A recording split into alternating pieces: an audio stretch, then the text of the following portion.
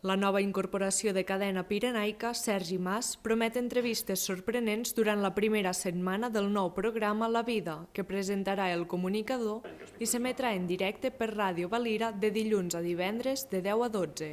Procuraré que sigui amb rigor, tot i no ser un informatiu, procuraré que sigui distès, perquè moltes de les persones que m'he trobat durant aquestes setmanes que ja estic al país m'ha dit: Sergi, ostres, ens hem assabentat de la teva presència, del teu programa nou i, ostres, ens convé somriure.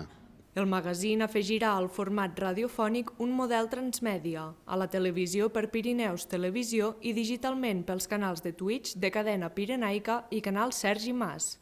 La ràdio és el mitjà rei per excel·lència, és el mitjà on la immediatesa és el que provoca aquesta vinculació entre l'oient i en aquest cas el presentador, però necessitàvem arribar una mica més enllà. La gent jove avui dia està en xarxes socials, la gent jove avui dia està també seguint-ho amb dispositius diferents. El fet de provocar una nova audiència a la ràdio per nosaltres era una necessitat, una realitat que sabem que en els propers anys serà el futur i per tant el comencem a treballar ja des d'avui. Sergi Mas assegura que vol donar veu a tots els ciutadans del Principat, des de persones anònimes fins a cares més conegudes.